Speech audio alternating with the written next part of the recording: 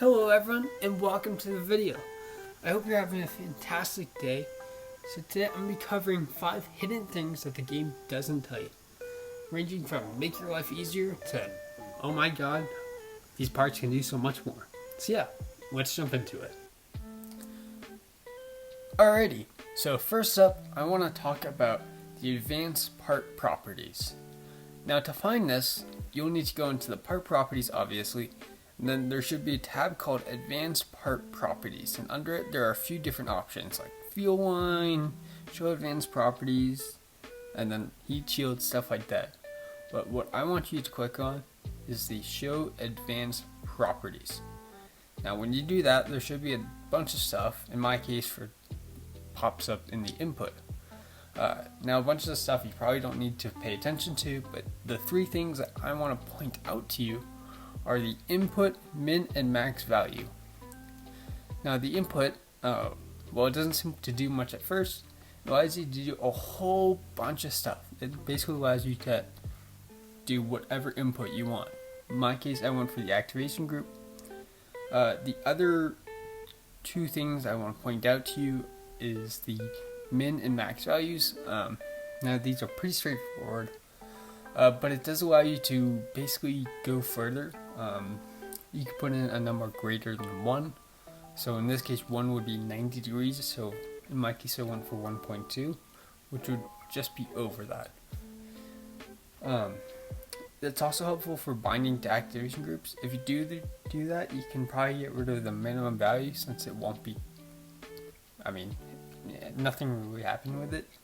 I just set it to 0. I don't think it's super important to do that, but I just do it anyways. So yeah, pretty straightforward. On to the next one. Alrighty, so now that we're in the map screen and you click the little plus sign, that creates the map, burn, Gizmo, I don't know, it's got a weird name. But the thing I want to point out to you is the burn Gizmo sensitivity, I guess it's called, down at the bottom. Now this is fairly straightforward, but super duper helpful if you don't already know about it. So basically what this allows you to do is change the sensitivity of the little grabby things like the green and blue ones. It changes how much they change the apoapsis, stuff like that. Now this is super helpful if you're doing like planetary intercepts and you just need like a fraction of a delta V basically to get the intercept, but also allows you to move faster. I don't know, it's pretty straightforward and super helpful. So yeah. Alrighty guys, so next up I want to talk about the wing strength modifier. Now if you've ever pulled up on a plane, like a very maneuverable plane, and you pull hard, you may notice that the wings tend to explode. Now this is a bit of a problem and it's kind of no fun. So there's a very easy solution to this. Well, there's 2 solutions actually to this. Now the first one does involve Tinker Panel. Now I know some people don't like using Tinker Panel. I happen to be one of those people, but for this I think that you should make an exception. So go into part properties and into Tinker Panel. So at the bottom there's hidden properties, hidden part properties, little blue box, and I want you to go ahead and click that. This brings up a whole list of stuff. But up in the top left corner there should be a little gray arrow. If you go ahead and click that, it'll bring you through several tabs. I want you to stop at the wing section. Now there should be a whole list of them, but the one I want you to point out to you is the wing strength modifier. It's right below thickness. It's about like the 5th or 6th one up, and it should say 1. Now if you go ahead and click on that guy, you can change the number greater to 1. I recommend going for like a number like 5.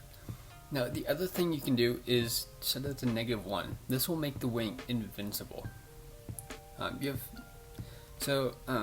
really don't need to go higher than 10. If you go beyond that, it's really strong. So it doesn't really matter too much. But yeah, that's pretty straightforward. The other option you have is to increase the wing thickness.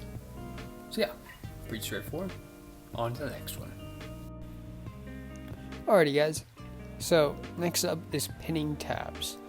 Now, I feel like this one is kind of obvious, but kind of not.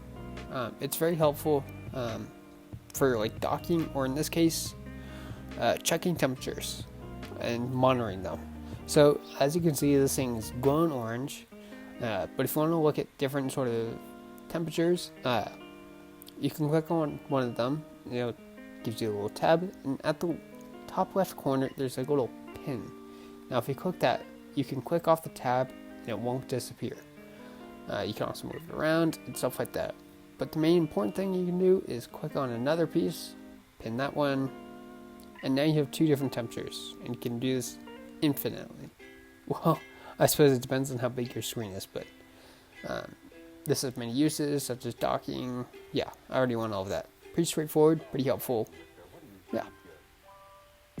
Alrighty, so this is the last one I want to cover. It is the pilot orientation.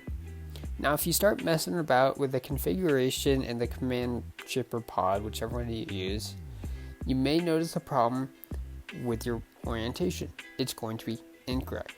So here's how to correct it. It's pretty straightforward once you know it. So click on whichever one has your command pod or whichever one's controlling the craft. And then click on the command tab and you should see a few options. Now, I want you to click on use default pilot orientation. You want to turn that guy off. Now this should give you the extra option of adjusting pilot orientation, which is what you want to do. Now rotate that and then basically correct it. So it's in inclinations of 15 degrees, so you don't have to worry about being super precise. So just rotate it to match, and yeah, that's it. That's all you have to do. Pretty straightforward. So yeah. Thank you guys so much for watching. Congratulations on making it to the end. I hope you found this helpful. If you have any questions or anything like that, comment below and I will respond to you. Promise.